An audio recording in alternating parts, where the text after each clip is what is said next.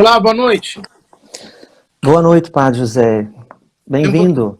Aqui eu sou meio caipira, então... Então, que bom que deu certo, né? Uma alegria. Muito bem-vindo, uma alegria grande nesta noite, então, né, poder conversarmos um pouco. E, então, o nosso povo está entrando. Quem está entrando pode, depois, nessa seta que tem embaixo, ir compartilhando, e assim nós vamos, né, divulgando, então, a live. Então, hoje à noite, nós pensamos, então, né, de conversarmos um pouquinho, partilharmos sobre um tema muito importante, muito bonito, que é sobre as manifestações extraordinárias do Espírito Santo. Vou fazer uma breve introdução, e em seguida passo a palavra para o Padre. Né? Todas as pessoas que experimentam a experiência do batismo no Espírito Santo têm experimentado muitos frutos. Então, uma nova profundidade na oração, amor à Escritura, devoção à Eucaristia, um coração evangelizador, um apelo à conversão, à busca da santidade, preocupação com os necessitados, a formação de relacionamentos mais profundos. E aí, né, podemos constatar tantos dons, carismas, curas, prodígios, né? Mas é muito perceptível, então, esses frutos. Hoje nós gostaríamos de tratar um pouquinho, então, sobre esse momento, né? Quando nós rezamos pelas pessoas, pedindo a elas a graça né, do batismo no Espírito Santo. Então, as pessoas podem, né, naquele momento, experienciar, e muitas experienciam várias coisas, muitas coisas sensoriais, né? Que aqui nós vamos então usar a palavra, né, manifestações, né? Extraordinárias, né? Que às vezes não são tão comuns, então por isso usamos o termo extraordinário. Então, Padre José Eduardo, né, fique à vontade. Nós vamos agora no princípio desligar os comentários, depois, sobrando esse tempo, a gente vai, no final, então, abrir um pouquinho, né, para algumas perguntas. Né? Então, com a palavra, Padre. Tudo bem, Padre Pedro. Ora, então, acho que a primeira coisa que é importante dizer, né, quando nós estamos nos referindo às graças que o Espírito Santo nos confere, nós nos movemos no âmbito de dois campos. Isso é bastante clássico nos livros de espiritualidade. Nós temos digamos, o campo da chamada graça habitual, ou seja, da graça santificante, né? Que ela é uma participação na vida de Deus que nos é dada no batismo e que cresce ao longo da nossa vida através da recepção dos sacramentos e da oração. A graça santificante, ela é acompanhada pelas virtudes infusas e os dons do Espírito Santo. As virtudes infusas são a fé, a esperança e a caridade, a justiça, a prudência, a fortaleza e a temperança em âmbito sobrenatural. E, junto com essas virtudes, nós recebemos os 7 dons do Espírito Santo, né? Sabedoria, entendimento, conselho, fortaleza, ciência, piedade e temor de Deus. Ora, os dons e as virtudes nos levam a produzir os frutos do Espírito Santo, que estão escritos em Gálatas, no capítulo 5, e, juntamente com os frutos, as bem-aventuranças, que estão no capítulo 5 de São Mateus, que são como que a feição da santidade, degrau a degrau, até que nós cheguemos à santidade consumada. Ora, toda essa riqueza nos vem com a graça santificante.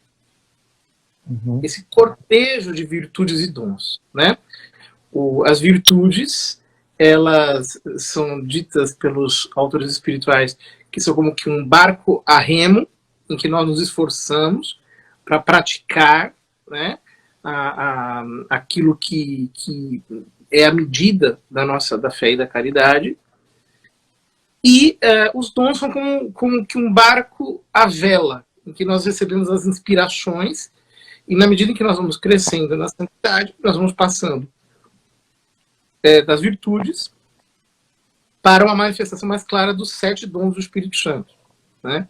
Até o máximo da santidade consumada, que é digamos, a aquisição máxima do dom da sabedoria, né? Ora, já que é doutrina comum da Igreja que a graça habitual não pode ser nem recebida, nem mantida sem as graças atuais, né? As graças atuais são auxílios, impulsos que Deus nos confere para que nós possamos nos conservar a graça, ou, para quem ainda não se converteu, para que nós possamos receber a graça, né? E as graças habituais, elas nos são dadas também pela oração. Então é por isso que nós vamos rezar, né? Sim. Por isso que os sacramentos.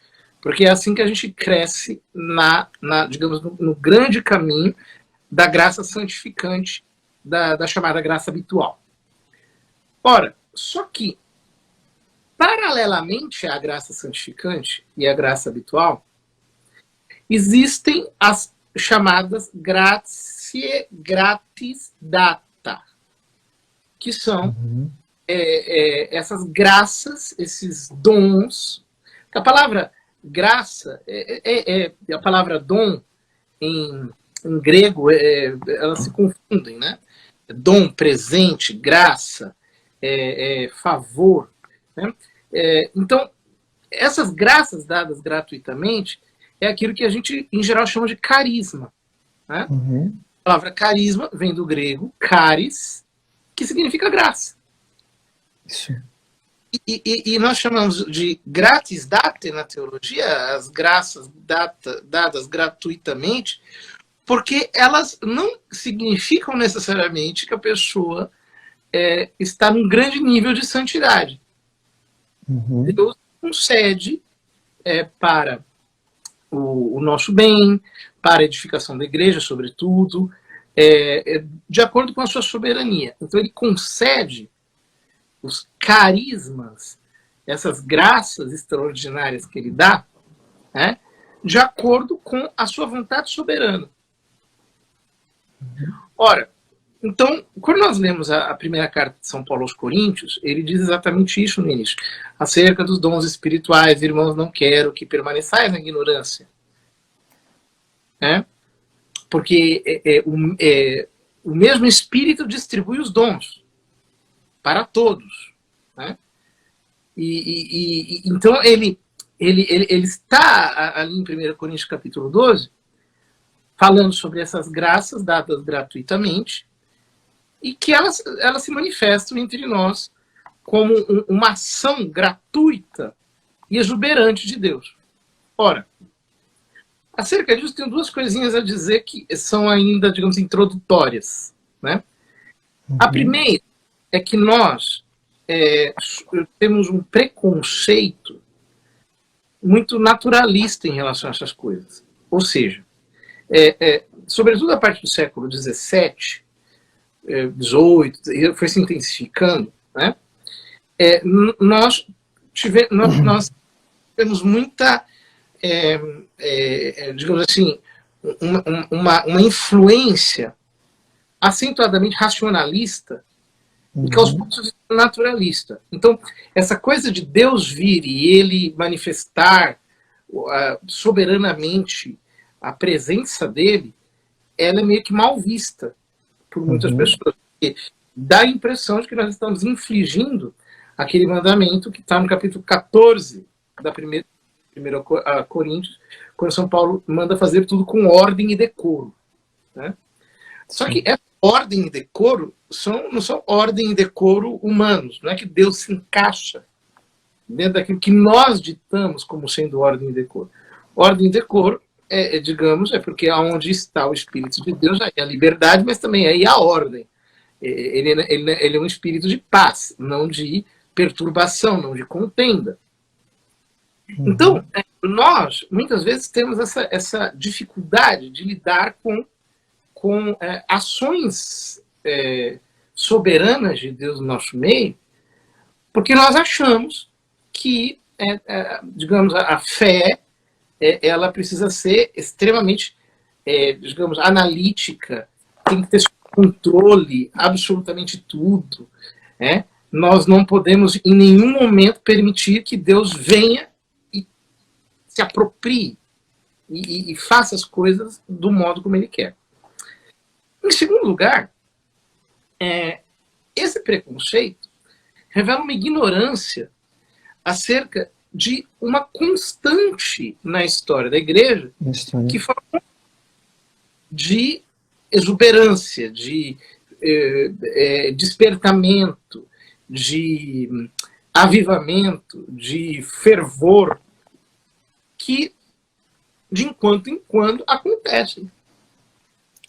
E geralmente, quando essas coisas acontecem, acontece também uma série de manifestações de tipo afetiva, sentimental, como um efeito dessa invasão do poder sobrenatural de Deus na Terra. E são coisas que acontecem, é uma constante na história da igreja, quando nós vamos ver, por exemplo, na época da construção das catedrais, em que todo mundo ficava, trabalhava durante o dia no seu ofício, à noite ia todo mundo fazer vigília e trabalhar na construção de catedral, e cantando, e louvando, e aquele ambiente de fervor. Ué, o que isso tem de racionalista? Como quando toda uma população recebe um impulso, nós vamos juntos construir uma igreja. Ou em Pentecostes, por exemplo, quando nós vemos o que aconteceu com os apóstolos, ou em certas descrições, por exemplo, de Santo Agostinho, quando ele conta milagres que aconteceram na igreja que ele pastoreava, e tantas outras coisas, tantos outros fenômenos, grandes pregadores do século X, no século XI, o São Bernardo, por exemplo, foi uma trombeta que pregava, e coisas aconteciam, milagres e sinais. Ou, por exemplo, São Vicente Ferrer, que na Ordem Dominicana foi celebrado esses dias, que pregava, as pessoas caíam. Numa única pregação, num único grito, dizem as crônicas, que ele derrubou 20 mil pessoas por terra. 20 mil caíram debaixo do poder de Deus. Ou seja, essa alergia que nós temos, e que nos faz muitas vezes querer encaixar tudo dentro de um certo purismo, isso aqui é natural ou sobrenatural? Isso aqui é um fenômeno espiritual ou é um fenômeno psíquico? Essas distinções que não se dão na realidade, porque nós somos uma unidade, né? Nós somos, como disse, todo o vosso ser, espírito, alma e corpo, seja conservado sem mancha alguma para a vinda de nosso Senhor Jesus Cristo. 1 Tessalonicenses 5:23. Ou seja, essa unidade que nós somos, ela pode ser inteiramente afetada por Deus. No nosso corpo, na nossa alma e na parte espiritual da nossa alma, que é aquilo que São Paulo ali chama de espírito. Ou seja, nós não temos por que nos fecharmos num certo puritanismo, num certo purismo, eu diria. Purismo, né? Quer dizer, em que as coisas elas não podem estar num campo, digamos, em que pode se dar uma intersecção entre uma forte manifestação do poder de Deus, uma forte invasão sobre com reações emocionais, corpóreas, espirituais, que de algum modo nos afetem. Ora, dito isso, a pergunta que nós fazemos é: será que são coisas loucas? Será que isso existe realmente? O que a palavra de Deus tem a falar sobre tais manifestações? Elas são coisas de carismáticos pós-modernos, da terceira onda, de gente que está afetada por euforia. O que é isso? Né? Ora, eu fiz aqui uma... Poderia ser muito mais longo aqui, mas apenas alguns versículos, algumas citações que mostram que a Sagrada Escritura, que é a fonte primária da nossa fé, e também a tradição da igreja, mas nós não temos tempo de percorrê-la toda, mostra uma série de manifestações que aconteceram. Então, por exemplo, em Atos capítulo 7, se diz acerca de Moisés: eu sou o Deus dos seus antepassados, o Deus de Abraão, o Deus de Isaac e o Deus de Jacó. Moisés, tremendo de medo, não ousava olhar. Em Hebreus 12, 21, o apóstolo diz: o espetáculo era tão terrível que até Moisés disse: estou apavorado e tremendo. Ou seja, existem tremores. Né? Às vezes, eu já vi muitas pessoas, às vezes, entrarem num momento de efusão, entrarem num momento de exultação no espírito e começarem a formigar, a tremer. Né?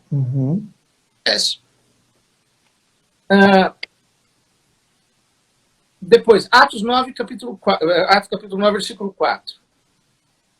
Quando fala da conversão de São Paulo. E caindo por terra, ele ouviu uma voz que dizia: Saulo, Saulo, por que me persegues? São Paulo, quando se converteu, ele caiu. Em Apocalipse 1, 17, diz: e eu, quando o vi, caí a seus pés como morto.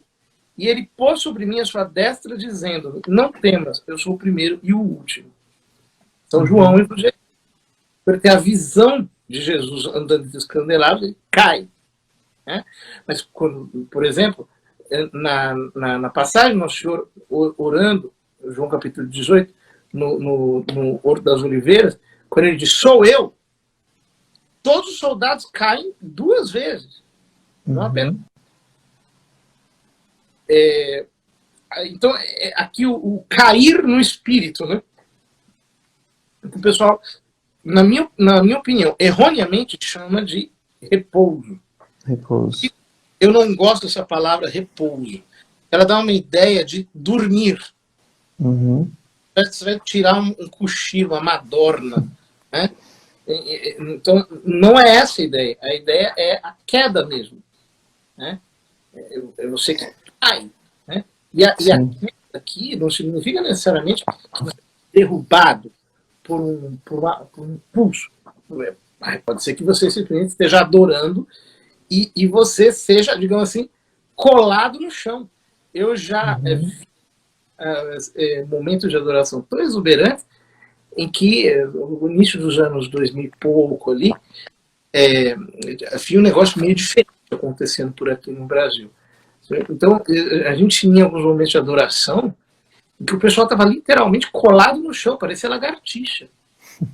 Tão grande era a presença de Deus caindo sobre todo mundo. Então, esse cair não significa necessariamente você ser derrubado. Né? Significa simplesmente você estar prostrado por terra debaixo de um poder sobrenatural de Deus. Atos capítulo 2, versículo 13. Diz que a galera que observava os apóstolos, Nossa Senhora, na manhã de Pentecostes, dizia: alguns, todavia, zombavam deles e diziam: eles beberam vinho demais, estão embriagados. Né? Em 1 Samuel 1,14, o Eli fala a mesma coisa da Ana. Né? Ele diz: até quando estarás tu embriagada? Aparta de ti o teu vinho. É aquela reação sobrenatural de quem se sente meio ébrio, meio intoxicado. Parece que você está em oração, você está debaixo de uma unção do Espírito Santo você perde a capacidade de dizer as coisas, né? Você fica parecendo que você está embriagado. Pode acontecer. Gênesis 17, 17. Né? Quando os 3 anjos lá visitam Abraão. Isso é uma imagem da Santíssima Trindade. Então caiu Abraão sobre o seu rosto e riu. E disse no seu coração: a um homem de 100 anos há de nascer um filho, e dará à luz, etc. Quando Sara ouve lá dentro também essa conversa, ela começa a rir.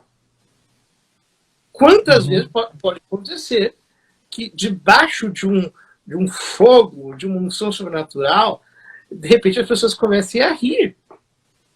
Até uma reação de riso. Aí o pessoal que não tem discernimento acha logo que é demônio. Muitas vezes não é. Muitas vezes é simplesmente uma alegria sobrenatural. Verdade, há santos que tinham risadas místicas, né? Que começavam a gargalhar, a rir, por causa de um envolvimento espiritual na presença de Deus. Choro. Essa daqui tem assim, em abundância na Escritura. Deixa eu pegar um versículo. Todo o povo chorava ouvindo as palavras da lei. Um choro coletivo. Neemias 8, 9. Né? Não tem problema de chorar quando há um toque sobrenatural que te faz chorar. O que não pode é o choro fingido, né? É quando a pessoa está forçando a barra, ou quando, por exemplo, ao invés de uma moção espiritual, o que há uma apelação emocional.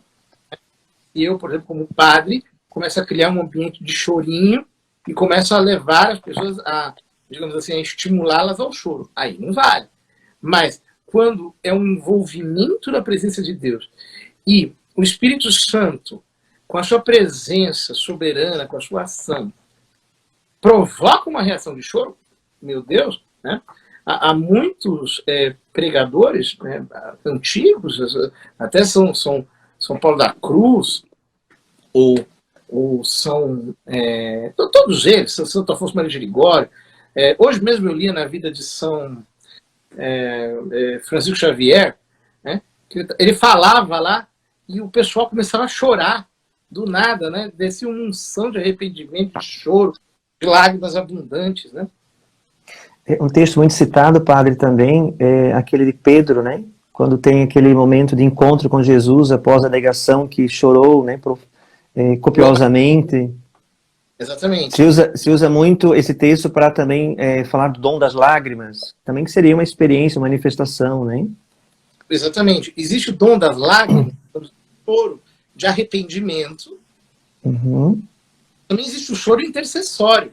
Quando você não está chorando as suas lágrimas, você está chorando o choro ou do coração de Cristo pelos pecados dos homens, do coração doloroso de Maria Santíssima pelo pecado dos homens, ou o choro intercessório de identificação com o sofrimento de uma pessoa, de piedade, de compaixão. É uma experiência comum em pessoas que têm o dom da intercessão. Lucas, capítulo 1, versículo 41, fala, quando Nossa Senhora chegou na casa de Isabel,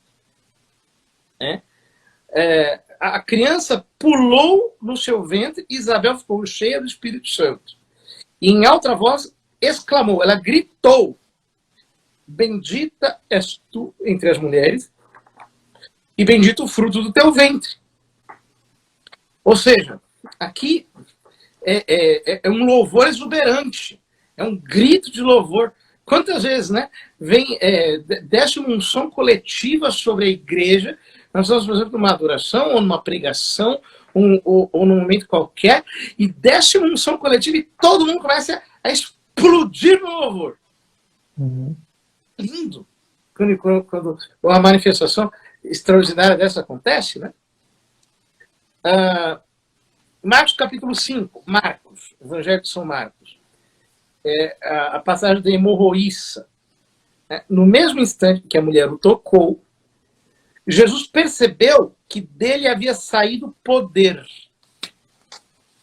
dinamis, e perguntou, quem me tocou? Versículo paralelo, em Lucas capítulo 6. Todos procuravam tocar nele, porque dele saía um poder, uma força que curava todos. Ou o Juízes, no capítulo 15, em que diz sobre Sansão, muito interessante Sansão, diz, e vindo ele a Leí, os filisteus lhe saíram ao encontro, jubilando. Porém o Espírito do Senhor poderosamente se apossou dele, e as cordas que ele tinha nos braços se tornaram como fios de linho que se queimaram no fogo, e as suas amarraduras se desfizeram das suas mãos, e achou uma queixada fresca de jumento, estendeu a sua mão, tomou e feriu com ela 1000 homens. Uma força que sai de Sansão. Então, muitas vezes, pode acontecer uma manifestação de força elétrica, uma força de formigamento, força como força física, como impulso. E muita gente é invadida por um poder, por uma força, e começa a pular, e começa fica fora de si. Isso o que está acontecendo com aquela pessoa que parece que está pulando que nem pipoca? Pois é, uma visitação do Espírito Santo que trouxe um poder, uma força espiritual ali, e a pessoa ficou completamente transformada, ficou invadida pelo poder de Deus. Filipenses 4:7. E a paz de Deus, que excede todo entendimento, guardará os vossos corações e os vossos pensamentos em Cristo Jesus. Paz. Né? Então, por exemplo, a pessoa de repente é invadida por uma paz que ela não consegue nem se mexer. Então, não é só manifestação extraordinária do ponto de vista de ser eufórica. Às vezes é exatamente o contrário. Às vezes é uma paz que invade a pessoa que ela não consegue nem se mexer. Parece que ela vai parar de respirar. Tão forte a paz que a habita naquele instante.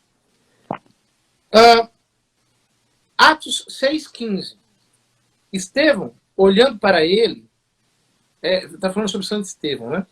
Olhando para ele, para Estevão, todos os que estavam sentados no sinédrio viram que o seu rosto parecia o rosto de um anjo.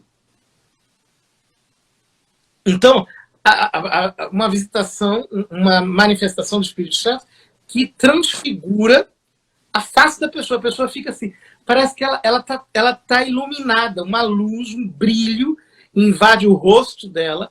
Você fala assim, o que aconteceu com essa pessoa? Parece que ela tem um foco de luz que está saindo de dentro dela. Pois é uma manifestação extraordinária do Espírito Santo. Atos capítulo 10, São Pedro, descrevendo o que aconteceu com ele antes do Pentecostes de Cornélio. Tendo fome, quis comer. E enquanto lhe preparavam, sobreveio um arrebatamento de sentidos. E viu o céu aberto e que descia uma toalha sustentada pelas 4 pontas. Ou seja, é uma espécie de transe. São Pedro, de repente, perdeu os sentidos. O que aconteceu comigo? Onde eu estou? Não sei mais. Estou suspenso entre o céu e a terra. Já parece que parou o relógio. Não sei onde. O que está acontecendo comigo? Não estou vendo mais nada. Aqui já entrei num túnel. Já era. Apaguei. Um transe. É uma manifestação de perda do sentido. Romanos 8:26. O próprio Espírito vem em socorro do nosso espírito. Da mesma maneira, também o Espírito ajuda a nossa fraqueza, porque não sabemos o que havemos de pedir, nem orar como convém, mas o Espírito intercede por nós, ele nos intercepta com gemidos inexprimíveis. Gemidos. Então, é o que está na origem do dom de línguas, né? Que são gemidos espirituais, que você, de repente, você não sabe mais o que está fazendo. Muitas pessoas pensam que línguas é simplesmente você dizer sílabas, mas não. Línguas também são gemidos. Línguas também são suspiros. Línguas também são palavras desarticuladas. Né? Às vezes, eu já vi pessoas me lembro de um homem que estavam orando pelo batismo no Espírito Santo e colocaram a mão nele e ele começou a sentir o poder de Deus no negócio assim nele, e ele só sabia dizer eita, eita, eita, eita, eita, eita. Isso é línguas. Embora ele não soubesse liberar locuções em línguas, ele estava possuído, como muita gente começa a dizer aleluia, muita gente está ali transportada por uma manifestação de Deus. Então eu peguei só alguns versículos, nós poderíamos ser muito mais longos para mostrar manifestações do Espírito Santo que podem acontecer quando Deus soberanamente quer manifestar seu poder em nós. Qual que é o problema? Né? Eu não sei se tem alguma pergunta, porque eu sou falador. Né? Então, não, fique à vontade, padre. Eu tenho, nas lives que o senhor tem feito, né, eu acho muito interessante, o senhor tem sempre citado um livro, que é esse daqui. Sim, Som de Milagres, que são muitos relatos da experiência, né, do dom de línguas na história da igreja, né? Então, hoje, graças a Deus, esta manifestação, esse carisma, está já mais conhecido, né? E realmente vai se vendo que é algo constante na história da igreja, né? Eu lembro que quando tive a experiência do batismo no Espírito Santo, um livro que me marcou muito e me ajudou também a entender um pouco mais todo esse mundo, né, de Pentecostes, foi aquele livro Jesus Está Vivo, do Emiliano Tardif, né? E que falava justamente isso, né, que o senhor está colocando para a gente, que Jesus está vivo, né? Pentecostes não é algo do passado, é hoje, né? Então, à medida que nós vivemos essa experiência, uma vida na graça, esse mergulhar em Deus, nós também vamos experimentando, experienciando na nossa vida essas graças, esse derramar de graças de Deus né, sobre nós. O padre Degrange... Como? O padre Degrange, o padre Tardif, aliás, o padre Tardif era uma coisa maravilhosa, porque com isso, né, Jesus está vivo. Isso mesmo. Já que Jesus está vivo, aí começavam a acontecer os milagres, né? E ele tinha, assim, era algo sensacional, né? Realmente, tantos relatos do livro, quase todos só de relatos de milagres, né? Que ele, né, Deus usava ele para realizar, né? Então, hoje, o dom de línguas, ele está, graças a Deus, já mais, né? De algo mais tranquilo, mais conhecido. Ainda, padre, gera um pouco, assim, ainda, né, de resistência, medo, em algumas pessoas, essa realidade que o senhor, né, trouxe alguns textos bíblicos, que dessa experiência, que popularmente é chamado de repouso no Espírito Santo, né, mas, como o senhor colocou, realmente não é a palavra mais adequada, né, se usa a palavra queda, cair, enfim. E é difícil alguém entender isso sem muitas vezes ter passado por essa experiência. E quando a gente vive essa experiência, muitas vezes a gente vê que é algo simples, né? Mas que também é difícil de descrever. No Brasil, nós temos ainda poucos textos sobre esse tema, né? Pelo que eu me lembro, assim, nós temos, né, aquele livro do Cardeal Suentes, né, que, né, o título Repouso no Espírito Santo, Fenômeno Controvertido. Né, depois saiu um outro do padre Roberto de Grandes, né, Repouso no Espírito Santo, um surpreendente e polêmico Dom do Espírito Santo. E mais recente, então, saiu um livro do padre Antonello, que tá com esse título também, né, O Repouso no Espírito Santo, e tem a apresentação do Dom Alberto Taveira. Mas são livros, assim, não são muito profundos, não desenvolvem muito esse tema, né? Nos clássicos, por exemplo, Tanqueray, Garrigou Lagrange, Rui Marim, chegam também a abordar esse tema, de alguma forma? Quando eles falam do êxtase profético, que é diferente do êxtase místico. O êxtase místico ele faz parte, digamos, digamos, das idades da vida interior, até que ela chega. O êxtase profético, ele não depende da ele é dado gratuitamente, é uma gratia gratis data. Né? Então, eu posso dizer que o fenômeno do cair no espírito, do repouso no espírito, ele tem algum tipo de paralelo com o êxtase profético.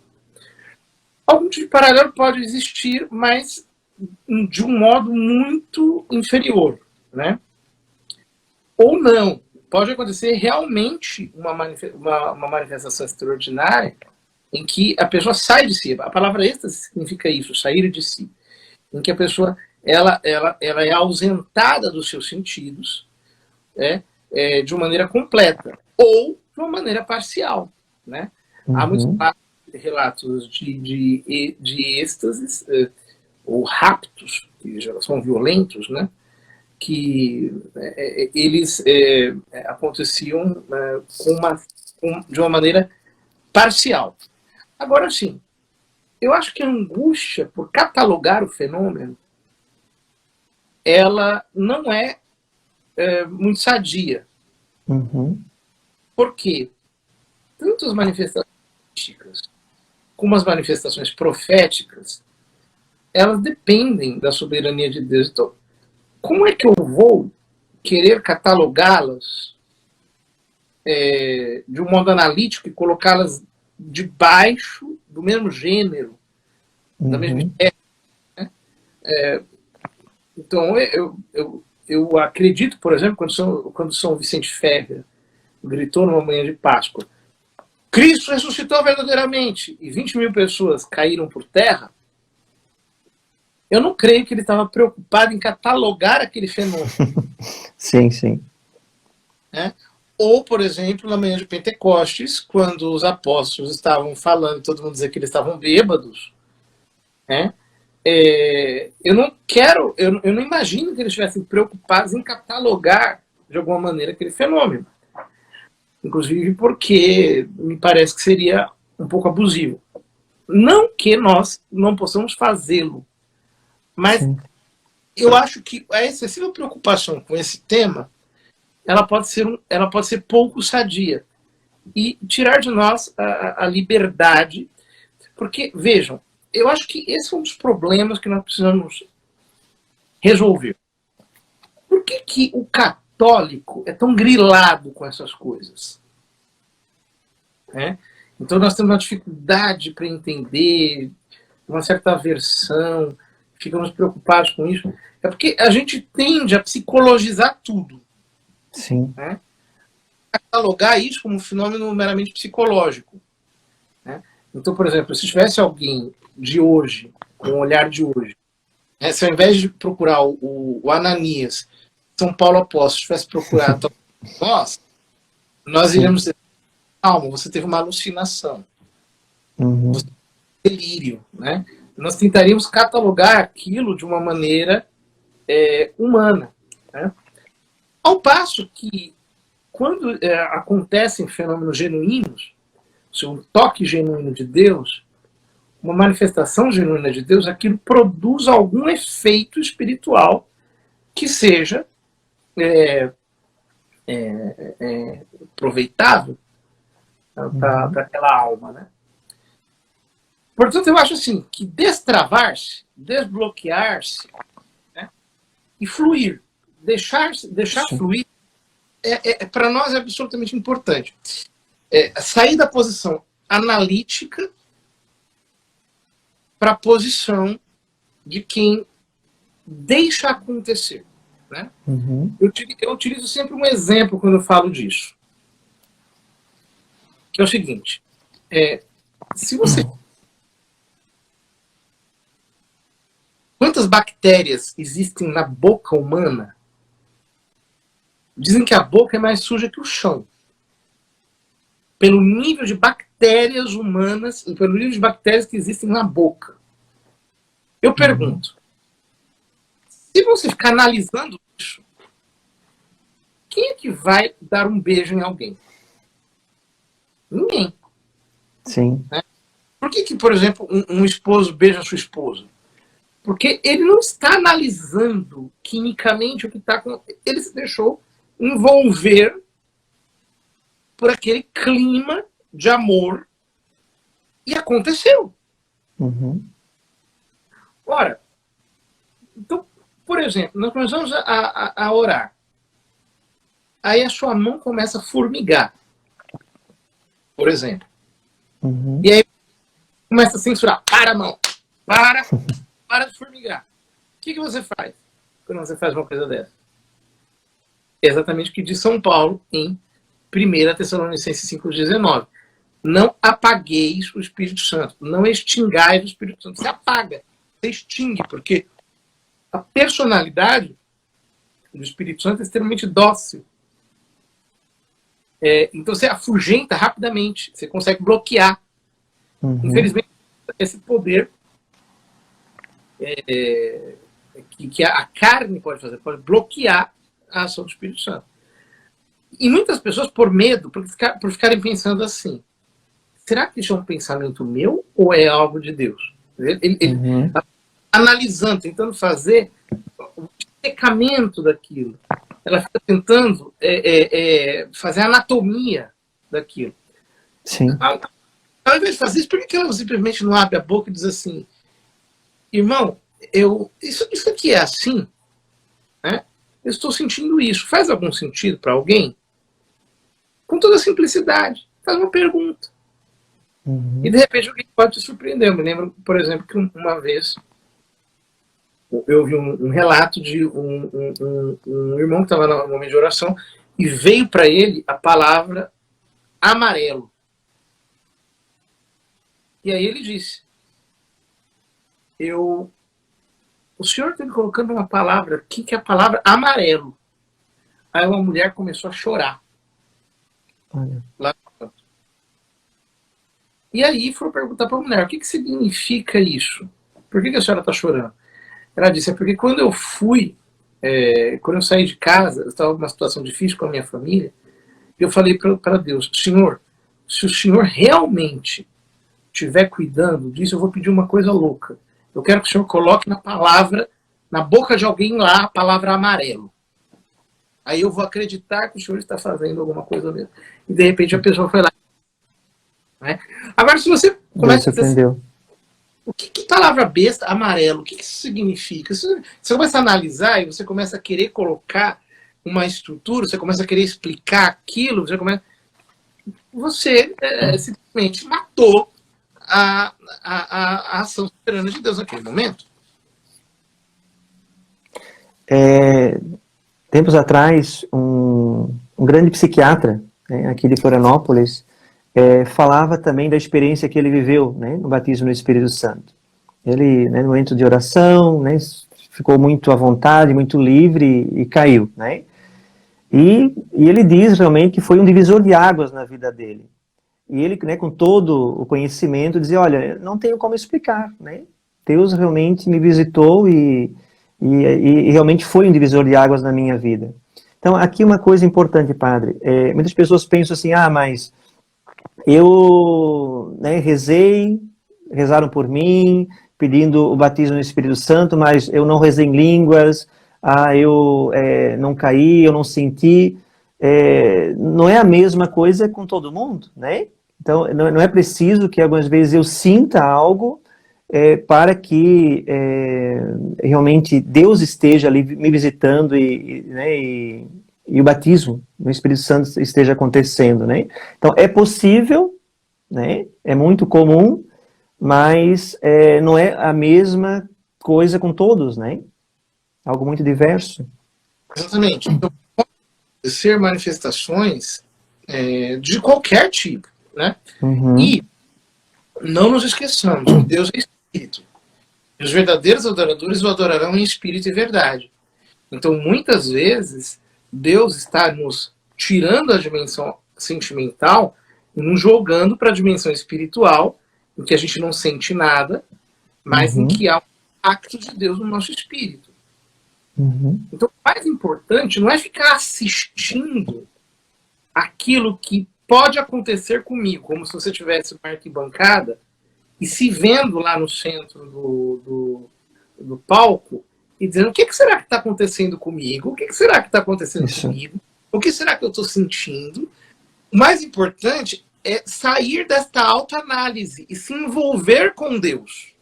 Uhum. E o que tiver que acontecer, vai acontecer. É só você não segurar. Isso. Quando nós conseguimos ter esse nível de abertura, de repente nós percebemos que Deus começa a fazer muito mais do que nós podemos imaginar. Uhum.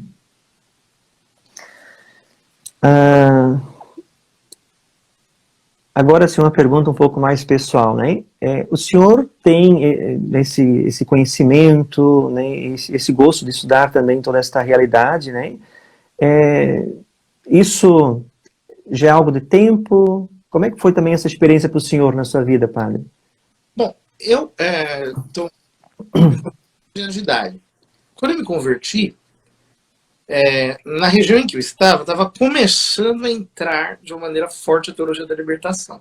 Porque o lugar em que eu morava, o lugar em que eu me converti, ele é de recente como é que é isso? Habitação, né? Tem pessoal, a partir da década de 80, mais ou menos, que começou a ver assim, aquilo começou a ser populado, né?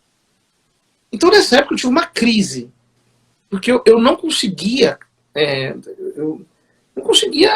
me contextualizar naquela igreja esquisita, seca, sem sobrenatural, era uma coisa que me deixou em crise. E eu fiquei muito mal. Eu já tinha lido a Bíblia inteira, né, com essa idade, 12 anos, já tinha lido a Bíblia inteira, acho que pelo menos umas 2 vezes. E eu era uma pessoa que tinha uma sede do sobrenatural muito forte. E aí foi nessa época que eu conheci a renovação carismática, numa época de crise.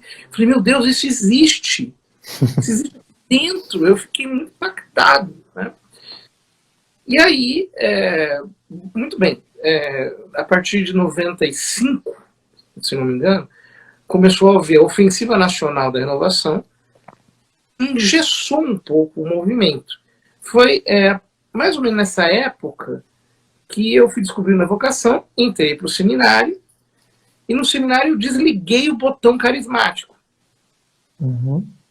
Fui descobrindo todo o lado, digamos, mais tradicional da igreja, e fui me apaixonando muito por isso também.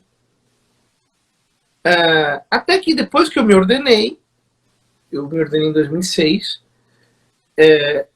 aí em 2007, 2008, 2007, por uma série de situações, digamos assim, eu fui novamente tomado pela unção carismática, meio que sem eu querer.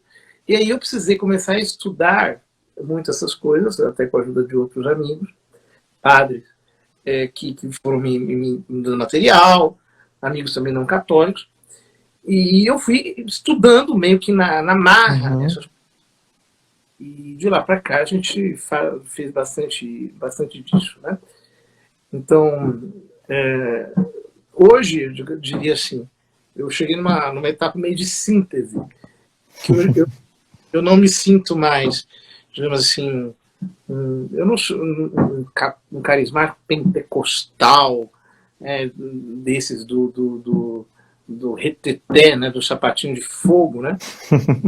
Eu também, digamos assim, um tradicional engessado, frio. As duas coisas casaram muito bem dentro da minha personalidade, do meu ministério também. Quem acompanha o senhor via muito, né, o senhor todo esse trabalho, defesa da vida, tudo isso. Agora, né, as pessoas estão há um tempo já acompanhando também você na Canção Nova, né, em outros momentos.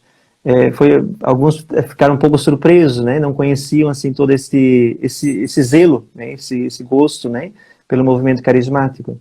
Mas é um bem imenso, né, que o senhor também tem feito à igreja. Porque, claro, né, é uma experiência muito pessoal, cada um de nós vivemos com o Espírito Santo, mas depois também o estudo, o conhecimento ajuda, né, muito a todos a viverem essa experiência e sem medo, né, porque é uma experiência realmente genuína, genuinamente católica, né. Eu também, quando vivi a experiência do batismo no Espírito Santo, foi num retiro do Renasce, que houve aqui em Santa Catarina, Padre Paulo Ricardo, Aimee Nogueira, Dom Alberto, né? E fiz depois também a monografia na história da renovação, mas é algo muito espontâneo. A partir do momento que a gente bebe dessa fonte, vem também todo esse zelo, esse desejo de conhecer mais. E graças a Deus hoje temos muitos textos, né? Uma boa literatura nesse sentido, né? Então é uma maravilha. Sim, graças a Deus. Graças a Deus o pessoal saiu do zero há muito tempo. Eu acho que hoje em dia há pouca formação sobre os carismas. Há pouca informação sobre carisma.